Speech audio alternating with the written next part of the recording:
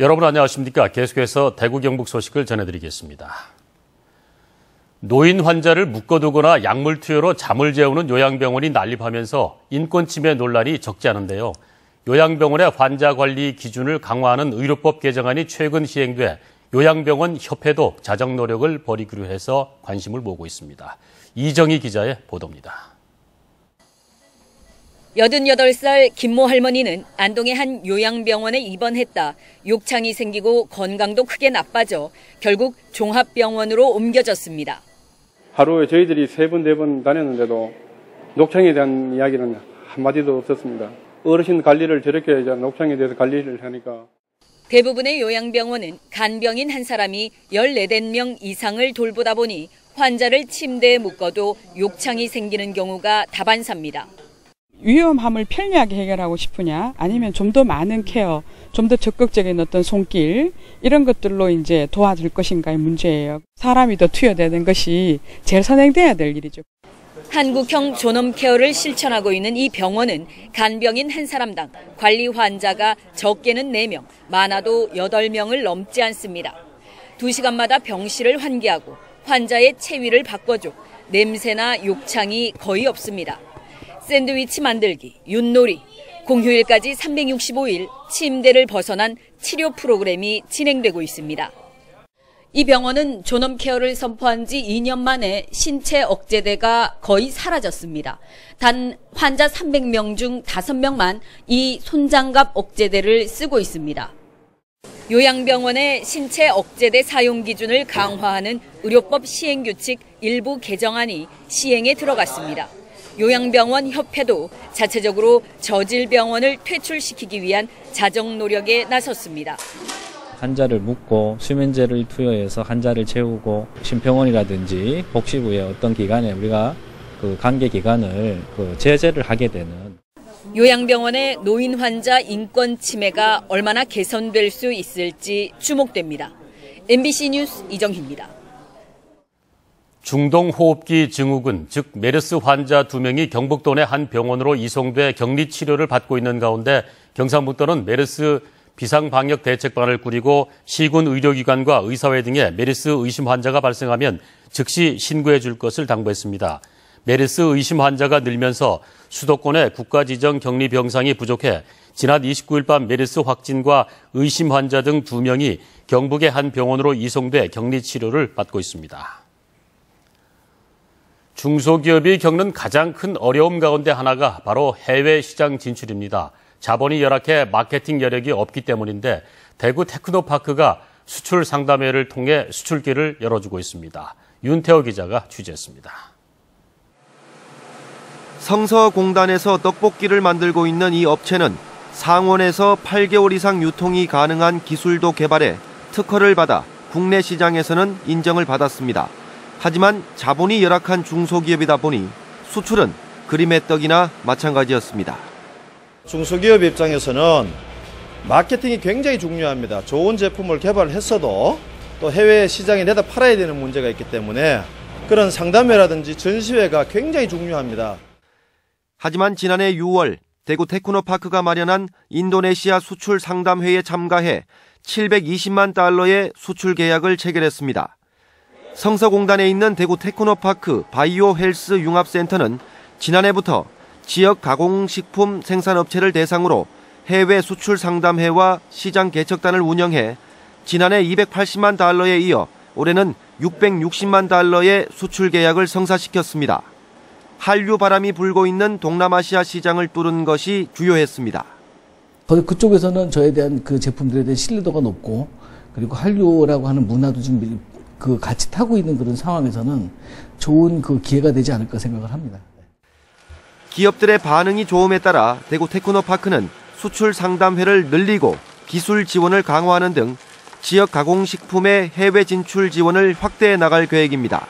MBC 뉴스 윤태호입니다.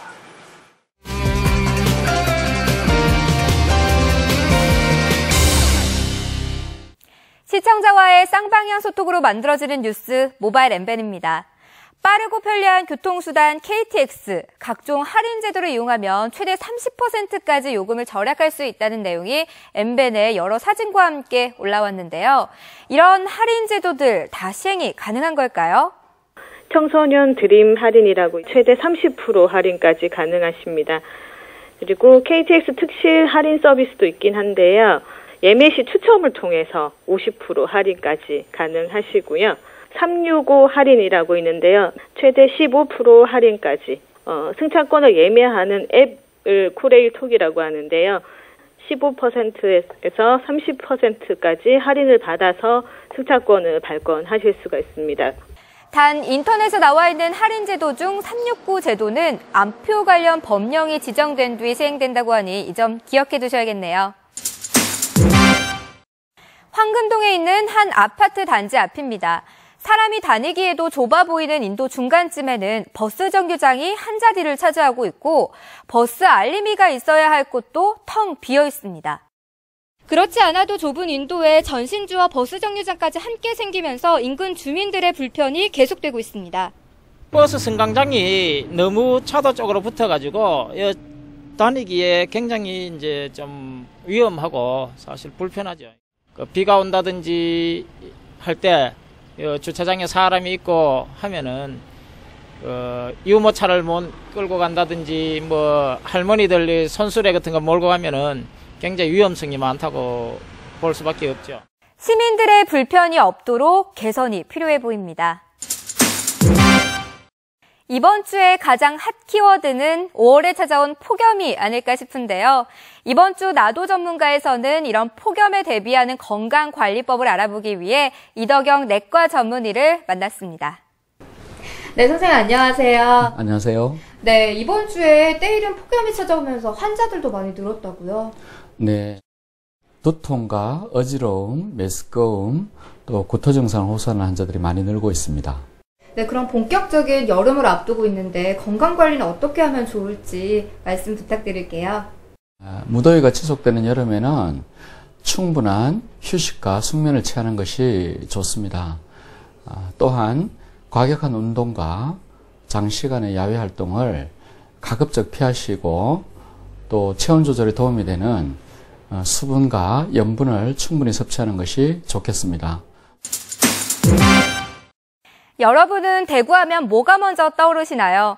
2015 도시 브랜드 시민의식 조사에 따르면 대구 지역 거주자 58.8%가 대구는 장점이 많은 도시라고 응답을 했지만 도시 이미지 면에서는 인지도가 낮고 아쉬움이 많다는 의견도 다수 있었습니다.